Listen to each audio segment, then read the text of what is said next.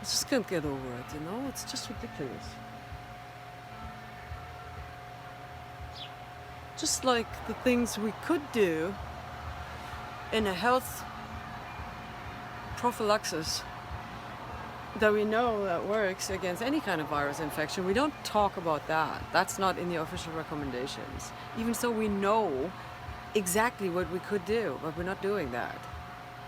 That is somehow not worthy recommending.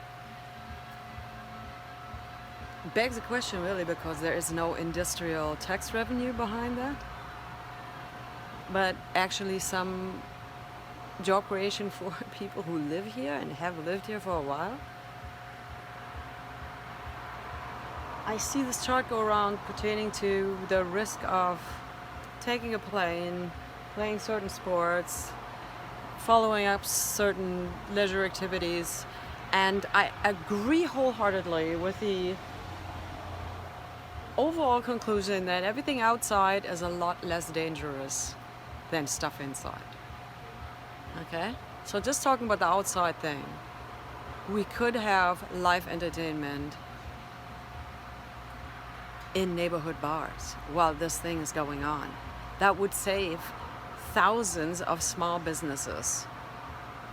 And it would also bring back an important location and place and space of democratic discussion and information exchange.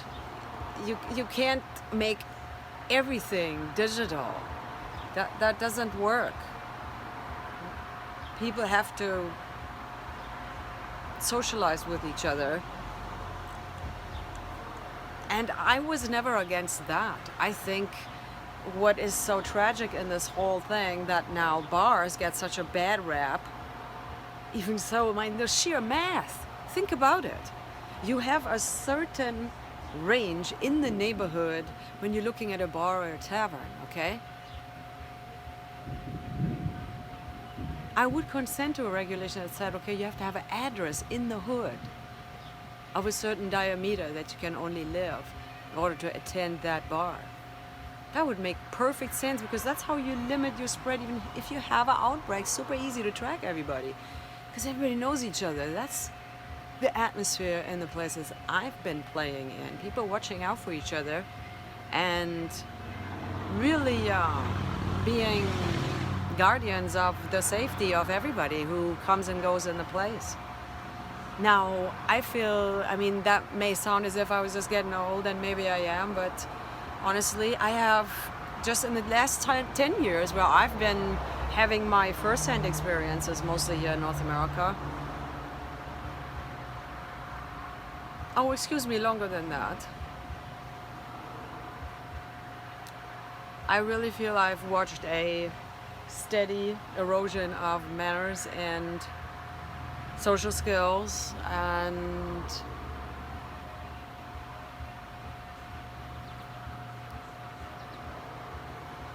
that whole community function that these places have and used to have more, and now they're closed, has faded in a way. And that's because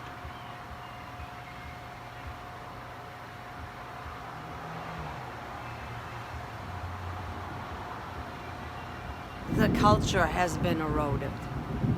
The culture has been eroded because there was such a thing as a bar culture, and people would not put their hands all over each other, but you would see some really fine shows, and it was something people would do to go out. There is no such scene anymore. And why is that? I mean, the cities, the big metropolitan cities in Canada have not always been rough and tough and tumble and logging places. They have for a long time, but they have known a different time where you were able to watch the Count Basie Band and Frank Sinatra and Melina Shaw and any other really amazing person, Bobby Blue Bland. That was already long gone when I hit that bar scene, you know. But taverns and bars, especially small clubs small places, neighborhood taverns, they have a really important function in the quarter, and they are also very often economic hubs of that neighborhood where neighbors start to interact and economically exchange with each other. That keeps the money in the communities.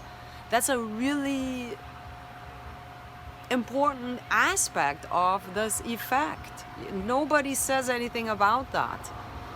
And then another aspect I'd really like to add, to keep small venues running with live music regardless, of course, in a responsible way. And there is a number of options that we have in all this. We just categorically dismiss it, and we club all dissent and valid demand to look at what in the individual details should we do. Then look, for example, at how much healthcare taverns actually save, not because people do great things for their livers, but people unload their depression. People get their problems talked over.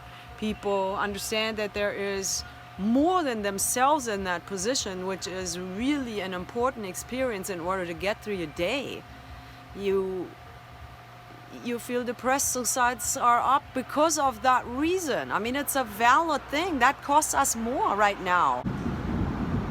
It's not an either or. That's not my line of argumentation, but bars and neighborhood taverns are not only people senselessly drinking and going around touching everybody. Even so, I personally think the erosion of the culture of the bar and tavern and club, small club, neighborhood club, it's a manipulated tendency, and there is some bigger money behind. Because look at the effect of it, okay? What it does is single women disappear from the scene.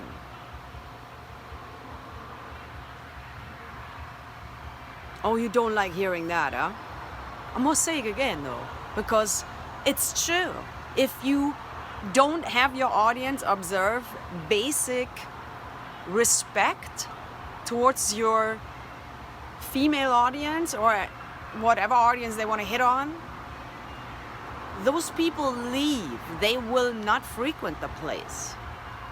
However, the female audience in many cases spends more. They have more budget available. So this is economically really, it's not intelligent. It doesn't use the best available science. I couldn't quite find the words when I first tried to get a grip on these things with really the latest of the high strangeness in the fact that we just province-wide close our neighborhood taverns. So maybe everybody should look at what the locations of those taverns are. Most of them are real estate cream slices. Look where they are located. Look what's next to that. Because it's true, you know. Once your female audience is no longer interested in frequenting your establishment by themselves just to see who else is there because they feel comfortable going there alone, a lot of other really good people will leave with that and never come back because you have no more chicks, you have no more single women in the place. Why would anybody go there? I mean, people go to the bars because they want to hook up, they want to meet people. They want to meet like-minded people who enjoy life, who like to be in a safe environment and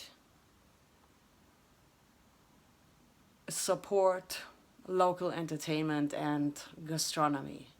You know, you should really do your very best to reward customers who still understand how much of a difference that makes. So let's get back to the topic here. Look at where the coordinates of those neighborhood taverns are, and you'll understand what the pressure on these places is. They should not be sold out to the highest bidder, which is probably foreign investors and the banks right now.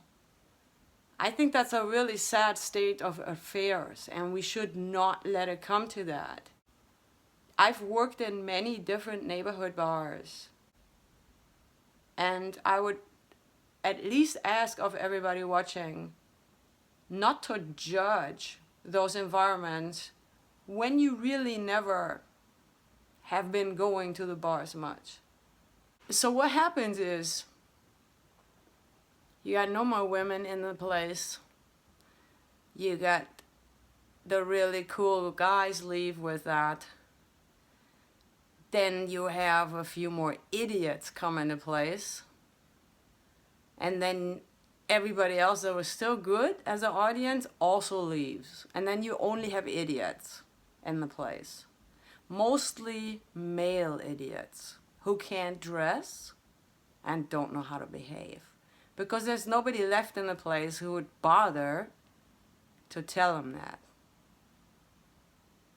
And then you won't get the numbers at all anymore. At that stage, you can't attract anybody reasonable with a budget anymore. And that's when you hire bands who bring 30 guests every time they play, because that's the only money you make anyways, because of you neglecting the vibe and the safety in your environment and the training of your employees. That is why you are losing these customers right now. I've seen people underestimate that so many times, but it's biting everybody back in the bum. Sad thing, but I've seen it so many times. You have to understand that you are an ambassador of a culture, and you can't behave like a pig while you're frequenting a bar. That's not okay. That's not how it works. North American neighborhood tavern and bars are an important economic fabric that much contribute to the for-profit benefit and job generation in North America. You'd think that is of some value in times like these.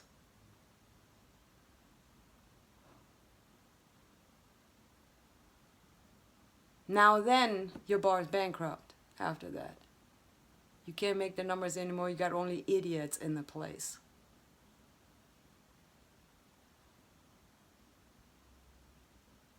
And then what'd you do? You're going to sell to the Chinese investor? Excuse me.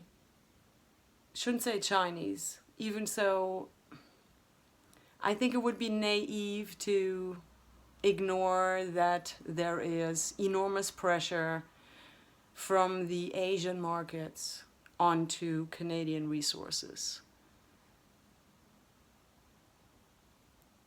I don't know if I was conclusive enough to break that context all down, but I sure feel there is an overlying pressure that I wasn't able to define really, but it's enormous resources, and everything in this corporation is geared towards the value under the surface. You don't even have to clean up your mess as an exploration company. You can just ruin people's property and take off. That's all legal according to the Canadian Mining Act, an outdated piece of legislation that Canadian law experts would have wanted to be gone for decades now, I believe, but it's a very convenient dictatorial little instrument of influencing the economy and what kind of economy we have in this place. I'm advocating for using and looking at the best available science. You know, the best available science may say that building a lounge and a bar out of garbage wood that I treat with power tools is just as bad with regards to the carbon footprint than buying this stuff new. However, it helps me with my depression. I don't have to get any pills and I don't need to visit any doctor because I have an empowering experience here right on my porch when I look at this stuff and see, wow, it's gonna carry something for the rest of a long time. There is so many things to look at. It really appears narrow-minded and limited and disadvantages in the end to dismiss certain concerns categorically. It's never a good idea. If you still find this out of this world, maybe I'm going to talk to this more because it seems completely overlooked and unfairly so. Thank you all for sticking with me so far. I try to keep it entertaining. Let me know how you feel about this and what we can do about this. Thanks. Thank you guys for tuning in. I really appreciate it. You can subscribe here to my channel right here. And you can also send me some of your love in the form of donations at abroadcom.net. Thank you all. Happy Sunday.